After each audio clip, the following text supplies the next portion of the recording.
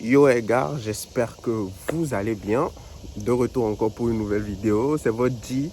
Ouais. Yeah les gars, je suis encore de retour pour une nouvelle vidéo. Je sais que voilà, ça fait plus d'une semaine que je n'ai pas fait de vidéo et tout ça. J'ai aujourd'hui voulu changer un peu le décor. Bon, c'est presque le même décor, mais j'ai voulu, voilà quoi, changer un peu les trucs et tout ça. Donc, on va voir ce que ça va donner aujourd'hui. Bon, avant le début de toute vidéo, j'aimerais bien évidemment vous remercier les gens qui s'abonnent. Désolé pour le bruit. Désolé pour le bruit. Alors, je tiens à remercier toutes les personnes qui continuent par s'abonner. On est maintenant à 20 abonnés. Merde. Putain. On a commencé à 0. On est maintenant à 20. Ah. Ce qui veut dire que peut-être dans 2-3 ans comme ça, on va grimper. Hein? Ah. Et ma dernière vidéo fait au moins plus de 130 vues, je pense. Hein. Si je ne me trompe pas. 130 vues et tout ça. En tout cas, merci. Merci à vous les gars. Merci à vous mes amis qui, en tout cas, regardez, qui laissez des commentaires, qui laissez des pouces et tout ça. C'est tout ce que je demande. Commentaires, pouces, et puis s'abonner au fait. Et n'hésitez pas également à partager. Je sais, je bavarde beaucoup, mais quand même, je donne quelques petites informations, quelques petites bribes pour voilà, ceux qui veulent et tout ça. Donc, je vous ai dit, je vais partager mon quotidien ici en tant qu'un jeune qui vit ici, venu d'un pays francophone, comment il s'y prend, comment il arrive à se débrouiller, à s'en sortir, partant de la langue, la vie ici. Parce que vous savez très bien que c'est pas la même chose, c'est vraiment très différent. D'accord, c'est très différent. L'Afrique, l'Occident, c'est pas les mêmes choses, ce ne sont pas les mêmes réalités. Donc, il faut s'adapter. Et moi, je suis prêt à vous partager ma petite expérience de comment je m'y prends et tout. D'accord? Alors, au cours de la dernière vidéo, j'ai parlé de quoi? J'ai décidé de faire une série des différents moyens pour venir légalement. Pour commencer par là. Parce que quand vous voulez parler d'un pays, il faut d'abord parler de comment est-ce qu'il faut venir ici, n'est-ce pas? Donc, j'ai commencé par une petite série de vidéos de comment venir. Et j'ai commencé avec le programme de la dévéloterie. J'ai fait une partie 1, une partie 2. Et donc, n'hésitez pas à aller suivre pour ceux qui n'ont pas suivi. J'ai parlé de beaucoup de choses, j'ai donné beaucoup de détails. Si vous voulez plus de précisions, mettez-les dans les commentaires. Posez vos questions dans vos commentaires ou écrivez-moi sur mon Instagram. Avant que je ne commence, de la manière dont vous vous abonnez à mon YouTube là, abonnez-vous aussi à mon Insta. Abonnez-vous aussi à mon Insta. Allez m'ajouter sur Snap. Voilà quoi, comme ça la communauté, ça grandit de paix. Alors mon Insta c'est Joël Goussetti comme mon YouTube. Et puis mon Snap c'est Joël. D'accord? Snap c'est Joël avec le drapeau américain à côté. C'est moi, vous m'ajoutez. Et puis on se capte là-bas, on s'écrit. Et puis voilà quoi, on se met bien, on se met zo. Yeah! Alors aujourd'hui, je vais parler d'un deuxième programme. Et c'est le programme par lequel moi je suis venu. Mais je vais vous parler de ce programme et, ou de cette procédure. Et une fois que je finis avec cette procédure, maintenant, je vais vous raconter mon expérience de comment est-ce que ça s'est pris chez moi particulièrement. Mais je vais vous parler un peu de cette procédure. Alors, cette procédure, c'est quoi? On l'appelle le regroupement familial. Beaucoup de personnes entendent parler du regroupement familial, du rapprochement familial. En tout cas, il y a plusieurs appellations à cela. D'accord? Et pour les personnes qui vivent à l'étranger, en tout cas en Occident, et qui ont les papiers, ils emploient beaucoup ce terme-là, surtout quand ils veulent faire venir leurs enfants, quand ils veulent faire venir leurs femmes, et quand ils veulent faire venir leurs parents, leurs frères et tout ça. Dépendamment de chaque pays étranger, la procédure n'est pas la même. D'accord? Alors, moi, je prends le cas spécifique des États-Unis. Le rapprochement familial, c'est quoi? Le regroupement familial, c'est quoi en fait? Le regroupement familial, c'est cette procédure par laquelle une personne résidant aux États-Unis, disposant des papiers, qu'il soit résident permanent ou soit citoyen américain, a donc le droit ou a cette possibilité-là de faire venir ou de demander au gouvernement américain que voilà, j'ai de la famille qui vit à l'étranger, j'ai mes enfants qui vivent en dehors des États-Unis, j'ai ma femme qui vit en dehors des États-Unis, j'ai mes frères et sœurs qui vivent en dehors des États-Unis, j'ai mes parents qui vivent en dehors des États-Unis. Donc, je souhaite alors que vous m'autorisez à ce que je les fasse venir. Voilà ce qu'on appelle le regroupement familial. C'est juste quelqu'un de votre famille qui vit aux États-Unis et qui a les papiers décide donc d'amener les membres de sa famille près de lui ici aux États-Unis, donc rapprochement familial. Alors, comment ça se passe? Ça dépend. Il y a des cas, d'accord? Et ici aux États-Unis, je vous ai dit dans mes précédentes vidéos qu'il y a deux statuts de légalité aux États-Unis. Il y a le statut de résident permanent et il y a le statut de citoyen américain. Donc, dépendamment du fait que tu sois citoyen américain ou résident permanent, tu n'as pas la même possibilité. Les citoyens américains ont plus de possibilités que les résidents permanents. Alors, le résident permanent est autorisé à faire un regroupement familial que lorsque ce regroupement concerne sa femme et ses enfants. Terminé. Par contre, le citoyen américain a la facilité de faire un regroupement familial quand ça concerne non seulement ses enfants, sa femme, mais aussi ses parents, ses frères et sœurs. Mais pour chaque personne, la procédure est longue. Quand on parle de femme ou mari ou enfant, on parle de famille directe. En tout cas, ils ont un terme comme ça, famille directe, un truc comme ça, rapprochement direct. Donc, plus quand les personnes que tu veux faire venir sont tes proches parents, notamment, sont proches de toi, notamment ta femme, notamment tes enfants ou ton mari, par exemple, la procédure est rapide, ou tes parents, la procédure est rapide comparativement à quand il s'agit de ton frère ou de ta soeur. Là, la procédure est plus longue, d'accord? Alors, comment ça se passe? Pour commencer,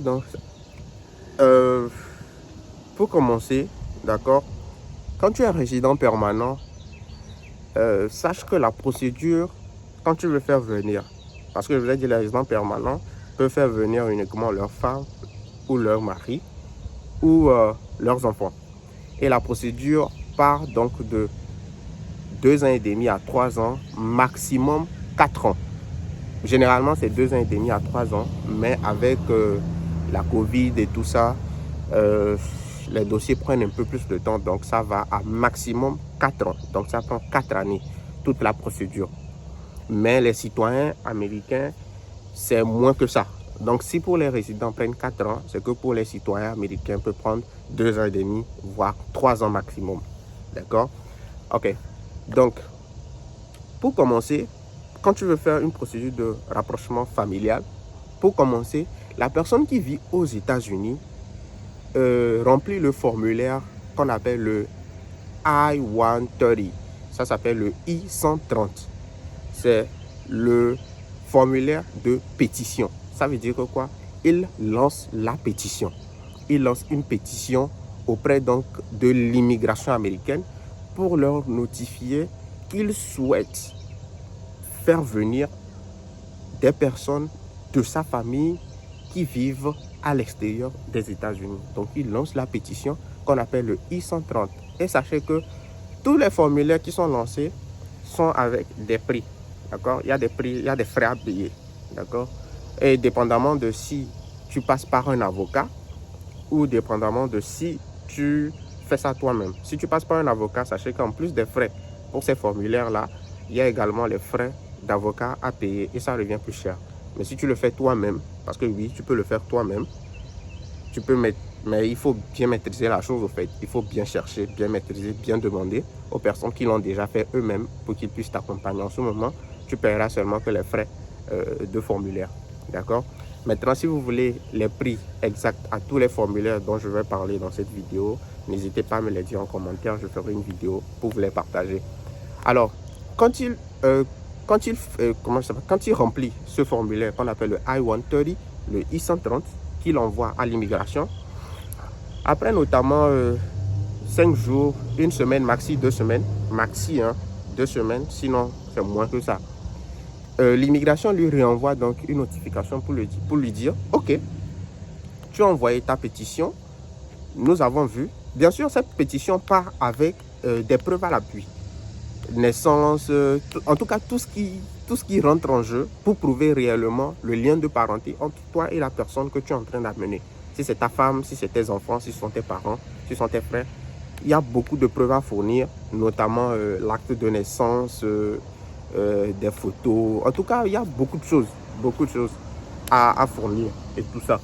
Donc quand tu fournis tout ça et tu envoies le formulaire, s'il y a des manquements, l'immigration va te répondre pour te dire à ton dossier, il y a un manquement.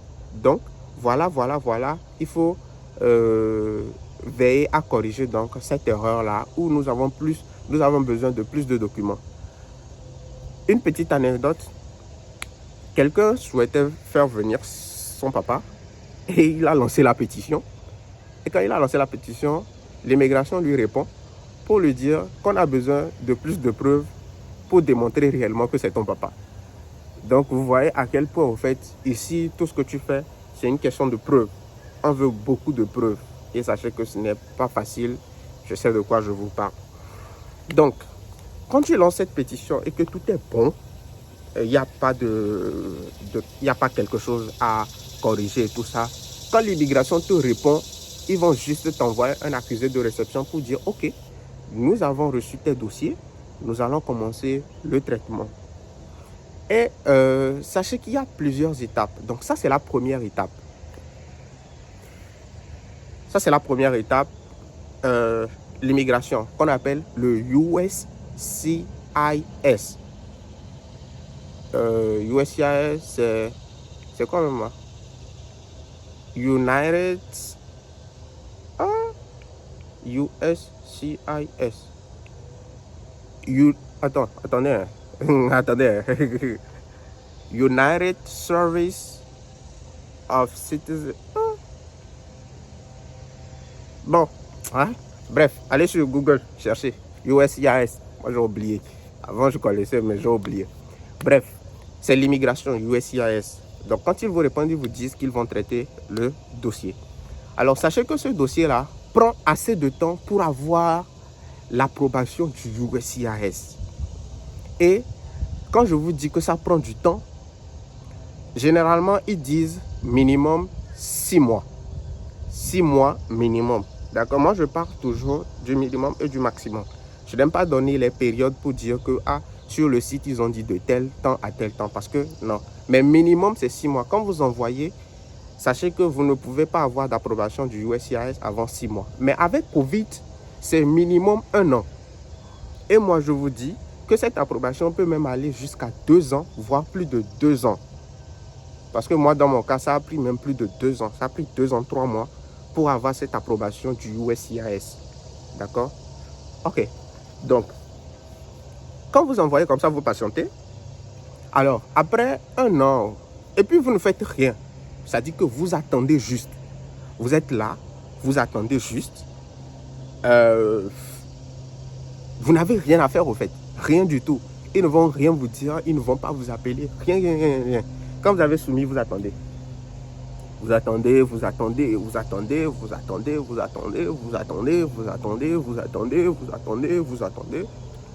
Et quand c'est bon, un beau jour comme ça, ils vous envoient un email et ils vous envoient une fiche d'approbation pour vous dire « Ok, le dossier que vous aviez envoyé a été approuvé. Voilà, c'est bon au niveau du USCIS. » Et sachez que pendant ce temps-là, quand vous pensez que non, ça prend du temps, mais ils sont en train de chercher. Ils font d'abord ce qu'on appelle le background check. Ils sont en train de faire un background check, ils sont en train de faire des études sur la personne qui vit aux États-Unis. Qu'est-ce qu'il fait? Est-ce que c'est une bonne personne?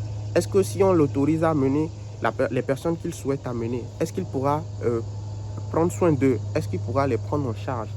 Et tout ce qui va avec. Donc, ils cherchent les personnes qui vivent à l'extérieur. Comment est-ce qu'ils vivent? Est-ce qu'ils vivent bien? Est-ce que ce sont des personnes décentes? Est-ce qu'on ne va pas les amener et ils vont venir créer des problèmes à ce pays? Donc, tout ça, au fait, ce sont des choses qui rentrent en compte. Ce sont des choses qui rentrent en jeu. Et il va falloir... ça leur prend vraiment du temps. Vos réseaux, ils fouillent. Qu'est-ce que vous postez? Qu'est-ce que vous avez l'habitude de faire? Quel genre de personne vous êtes? Tout ça, est-ce que vous êtes des personnes de bonne moralité? Donc, ils cherchent. Voilà pourquoi ça prend jusqu'à 2 ans. Quand c'est bon maintenant et qu'ils disent que ces dossiers sont approuvés, la première étape est finie. Qu'est-ce qu'ils font? Ils vous disent alors que vos dossiers seront transférés donc au deuxième service, qui est la deuxième étape. Et cette deuxième étape, on les appelle le NVC, le National Visa Center. C'est là où se fait tout ce qui sera demande de visa. Le National Visa Center, ils vont transférer donc vos dossiers vers le National Visa Center. Et quand ils vont transférer ça, ils vont vous dire vos dossiers ont été transférés au National Visa Center, au NVC. Et donc, le NVC va vous contacter.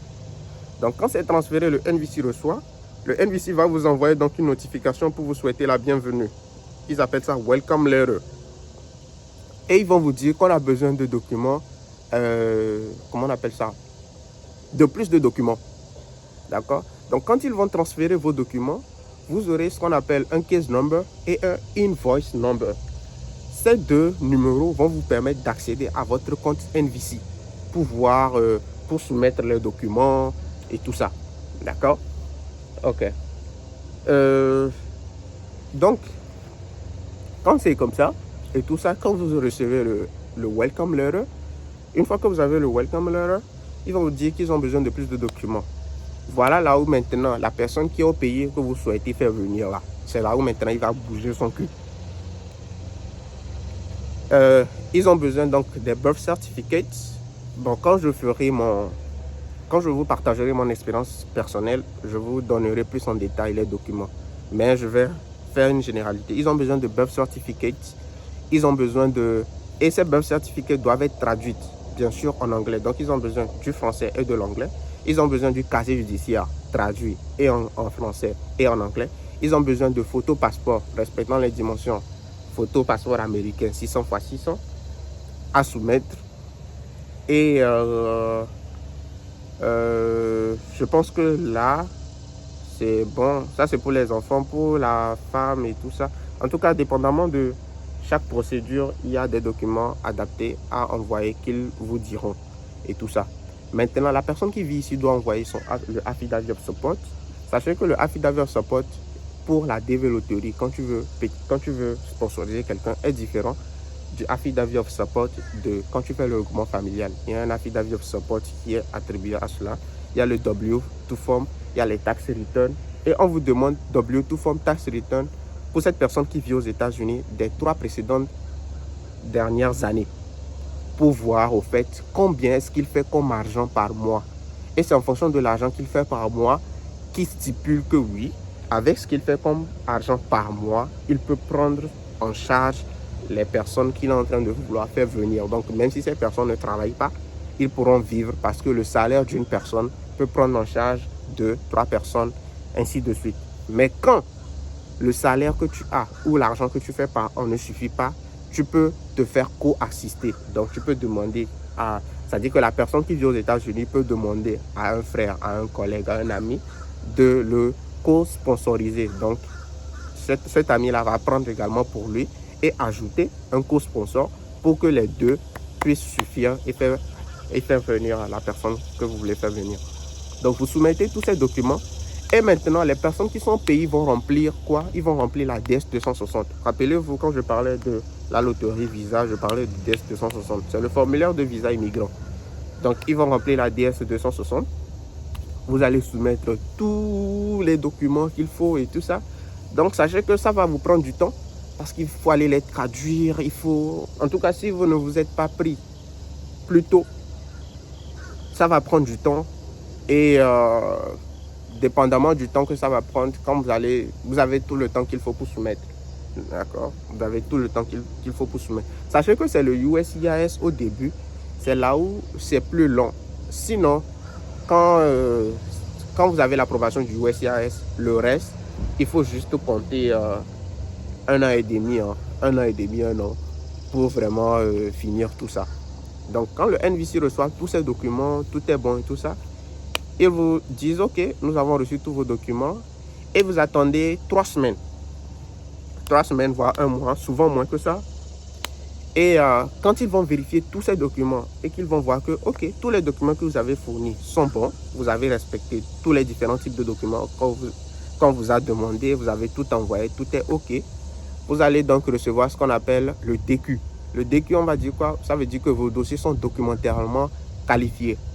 Et quand on dit que vos documents sont documentairement qualifiés, ça veut dire que vos documents sont prêts à passer à la 3e étape et la dernière, qui est l'envoi de vos documents du NVC aux États-Unis à l'ambassade des États-Unis dans le pays dans lequel dans lequel vous résidez ou dans lequel résident les personnes qu'on souhaite faire venir aux États-Unis. Moi, dans mon cas, donc, les documents quittaient les États-Unis pour aller au Togo, à l'ambassade des États-Unis au Togo.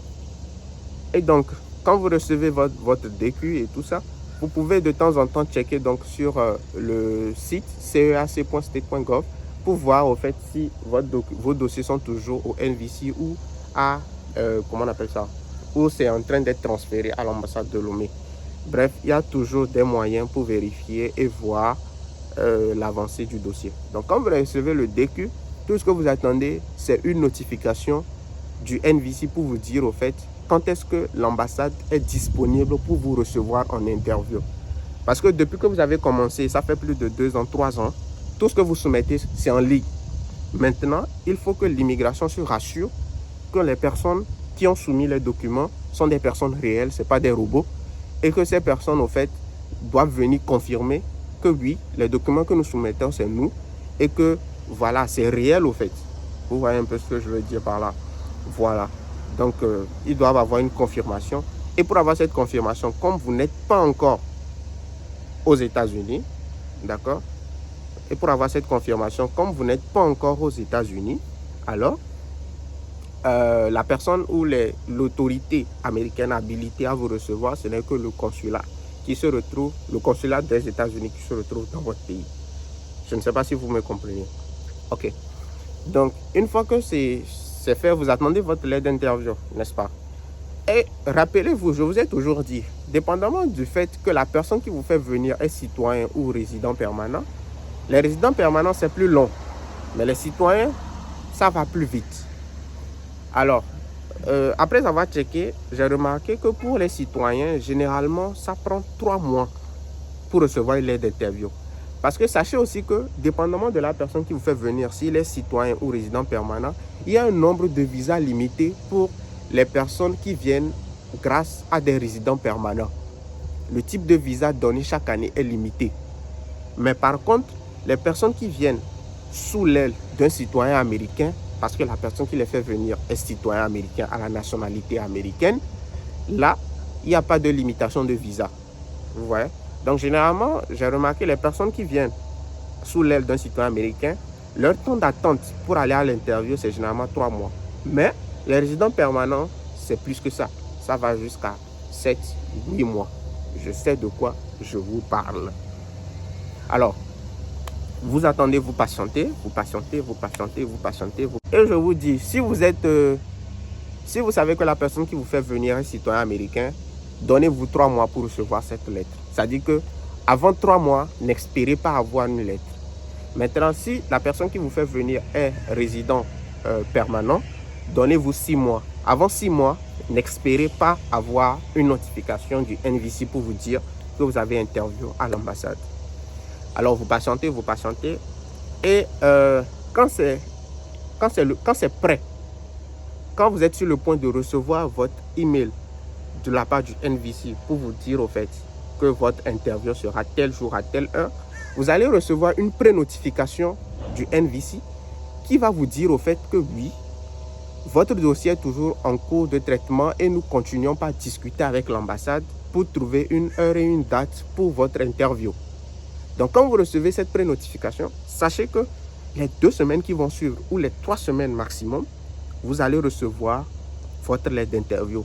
Sachant que dans la pré-notification, ils vont vous dire que si d'ici 90 jours, vous ne recevez pas une lettre d'interview, nous allons encore vous envoyer cette même notification. Mais sachez que quand vous la recevez une fois, après 2-3 semaines maxi là, directement le prochain email que vous allez voir, c'est votre email d'interview. Donc du coup, vous recevez cette pré-notification. On est bien sûr dans la troisième étape ça. Vous recevez cette pré-notification. Après cette pré-notification, après 2-3 semaines, vous allez voir, quand vous voyez objet interview appointment, vous commencez par sauter, vous lisez, on va vous dire ok, voilà, vous êtes programmé à l'ambassade de temps en temps de votre pays, tel jour à telle heure, venez avec les documents que vous aviez soumis et même avec les documents additionnels qui peuvent également prouver votre lien de parenté avec la personne qui est en train de vous amener aux États-Unis. On est d'accord? Donc le jour J vient, vous vous levez, vous vous apprêtez, mais sachez que bien avant ça, vous allez faire les analyses. Vous allez faire des analyses et tout et tout. Ça sera dit même dans l'email. Vous allez faire des analyses et tout et tout. Et comme je l'ai expliqué pour la dévéloterie, vos analyses seront transférées, vous allez les prendre, whatever. Et le jour, si vous vous levez en forme, vous priez, vous prenez vos documents, vous prenez votre moto, votre Z, vous vous rendez à l'ambassade de votre pays, vous faites les formalités, vous allez devant le consul et vous faites votre interview. Dans mon expérience, je vais vous partager comment ça s'est réellement passé pour moi, les temps que sont... Ah, mais le français même, c'est quelque chose, hein. Yo! Le temps que ça a pris. Et puis, les questions que j'ai eu à recevoir auprès de la consul à l'ambassade et tout ça, comment je me suis préparé et tout et tout. Et puis, voilà, quand vous faites l'interview, c'est bon, vous rentrez chez vous, on vous donne rendez-vous, vous venez chercher votre visa, vous allez prendre votre billet d'avion et puis vous allez fly. Donc, voilà un tout petit peu ce que c'est que le rapprochement familial. Je n'ai pas voulu faire ça en plusieurs étapes et tout ça, mais si vous avez des questions, n'hésitez pas à me les poser en commentaire. Je vais faire encore une autre vidéo pour carrément aller en détail. Mais sachez que je vais faire maintenant une vidéo pour vous raconter un peu mon expérience. Donc, je récapitule. Le rapprochement familial, le regroupement familial, ça se passe en 3 étapes. Et dépendamment de la personne que vous êtes, pour cette personne qui vous fait venir, ça peut prendre du temps. Mais sachez que quand il s'agit des parents, de la femme, du mari ou des enfants, c'est plus rapide. Et quand il s'agit des frères et sœurs, sachez que ça prend du temps et ça peut même aller jusqu'à 7 ans, voire 10 ans. Et aussi, j'avais oublié, sachez que dépendamment du fait si vous êtes moins de 21 ans ou plus de 21 ans aussi, ça compte. Si vous êtes moins de 21 ans, quand on a commencé la procédure, ça veut dire que vous êtes mineur. Et là, ça va vite. Mais quand vous êtes plus de 21 ans, quand vous avez plus de 21 ans, lorsque la procédure a commencé, sachez aussi que ça prend du temps. Et quand on dit ça prend du temps avec les Américains, il faut compter au moins 7 ans. 7 ans minimum. Donc, voilà aussi la petite notification que je voulais donner. Et donc, c'est 3 étapes. Vous envoyez les documents au USCIS. Le USCIS approuve, il transfère vos documents à NVC, le National Visa Center. Vous fournissez les documents au NVC. Le NVC transfère vos documents donc à l'ambassade dans le pays dans lequel, en l'ambassade des États-Unis, du pays dans lequel vous résidez. Une fois que c'est transféré, vous recevez une notification du NVC pour que vous puissiez aller à l'interview. Une fois que vous allez à l'interview et que tout est bon, vous avez votre visa. Votre visa est bon. Vous prenez votre passeport, prenez vos documents, vous faites votre valise, vous prenez tout ce que vous avez à prendre, prenez votre billet d'avion et puis vous vous pointez à l'aéroport et puis vous arrivez au pays de l'oncle Sam et vous venez vivre les réalités avec nous. Vous venez vivre les réalités avec nous. C'est là où vous allez comprendre que la solitude dans ce pays t'amène à faire des vidéos pour te parler à toi-même devant une caméra. Merci les gars de m'avoir suivi. Merci pour la force que vous me donnez. N'hésitez pas à laisser un petit commentaire. Même si vous écrivez quelque chose, même si c'est point d'interrogation, mettez en commentaire. Quand vous suivez une vidéo là, mettez un petit truc en commentaire. Mettez en commentaire un petit truc. cliquez sur s'abonner. Partagez aussi vers les personnes que ça peut aider et tout ça. Et puis voilà, laissez un petit pouce. Moi, c'est tout ce que je demande. C'est tout ce que je demande. Bon, sur ce, ça, on se dit à la prochaine pour une nouvelle vidéo. Portez-vous bien. Dieu bénisse l'Afrique. Dieu bénisse le monde. Dieu bénisse les États-Unis.